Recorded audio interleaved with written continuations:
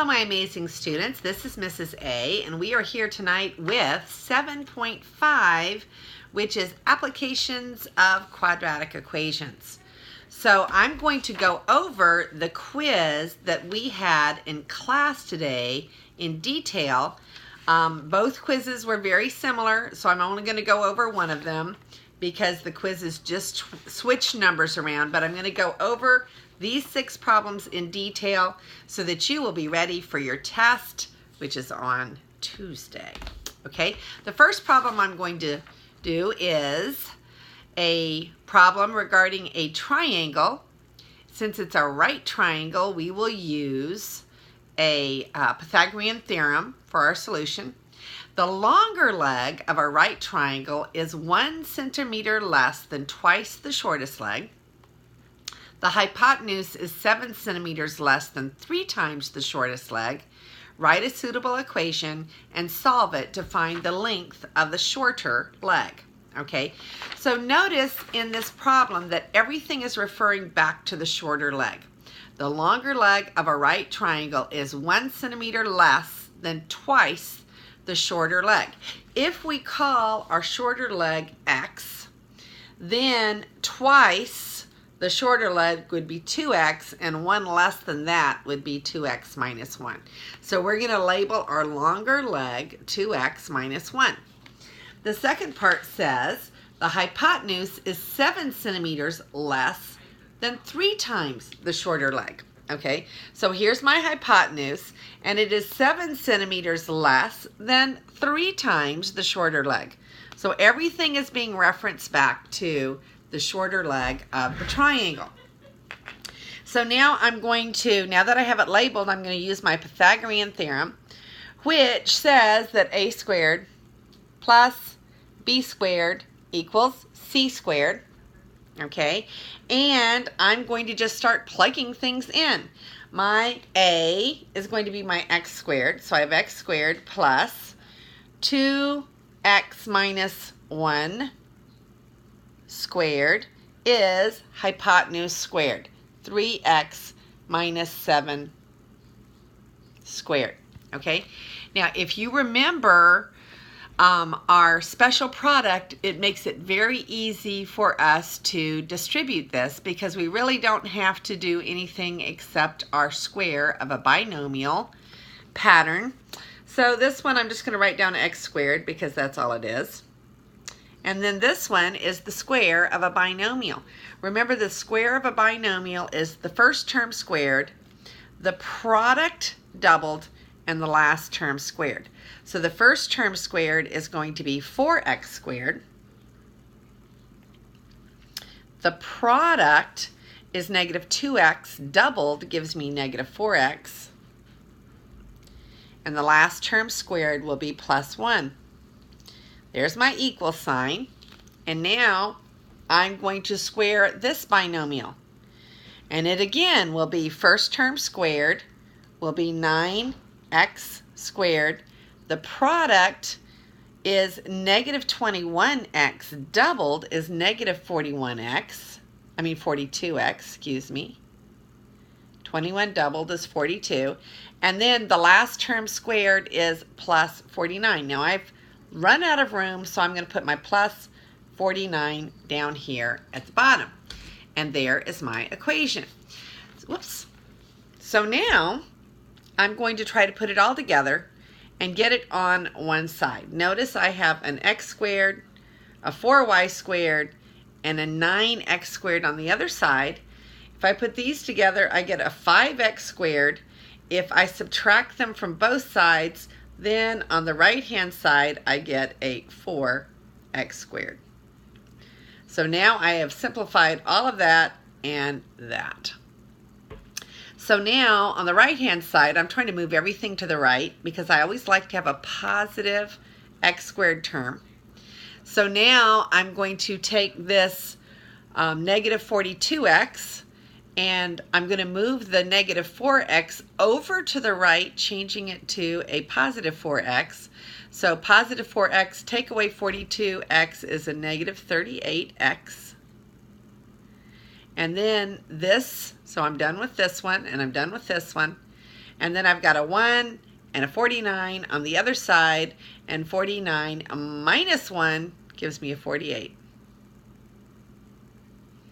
There's my equation with a 0 on the other side, okay? So I have 0 on one side and I have my equation on the other. Now look at my equation. I can simplify that equation by dividing everything by 2, a greatest common factor of 2. So I'm going to just divide 2 on both sides. Remember, I can always multiply or divide by a constant. So let's just get rid of the 2. So we have 0 equals 4 divided by 2 is 2x squared. And negative 38x divided by 2 is negative 19x plus 24. Okay, so 2x squared minus 19x plus 24 is what I want to factor. And I'm going to break it up into 2x and x. Okay, so then I'm going to notice that I have a plus sign, which means I'm going to have a sum, and I'm going to have the same sign, both negative. If I multiply okay, so 24 could be 6 and 4 or 8 and 3. I'm going to go ahead and put an 8 here and a 3 here, because I know that 8 times 2 is 16 and 3 more is 19, and they're both negative, so that's going to give me my negative 19x. And again, just seeing that is going to come with experience the more you do problems. So now if you look at what we have and you FOIL it back together, you do get back to the equation that we're talking about. Now this is where it gets a little bit interesting. Okay, I'm going to write down our 2 factors here on a little bit bigger board. And I'm going to write down our little triangle again. 3x minus 7 and x and 2x minus 1. Okay, so I'm going to come over here with a little bit bigger picture here. So these were our factors. When we set our factors equal to 0, we wind up getting, when we set this equal to 0, we get 3 halves, which is 1 1/2, and 8. So these are our 2 possible solutions. But I want you to see what happens when we plug in the 3 halves. If we let this one be 3 halves, the shortest side, then we don't have a problem here, because twice 3 halves is 3, take away 1 is 2, and 2 is a little bit bigger than 1 1/2. So that's not a problem, okay? The problem comes with this side, because 3 halves times 3 is 4 1/2. Take away 7 is a negative number, and we can't have a negative side. So even though 3 halves solves the Pythagorean theorem equation that we got, it does not solve the real life problem that we were given. So we have to get rid of that solution. It just doesn't work. We wind up with a negative 7, a negative side here. So we're going to try the 8 and see if that works. Okay, so if this side is 8, then that means that this side is 2 times 8, 16, take away 1 is 15, and that means that this side is 24, take away 7, which is 17.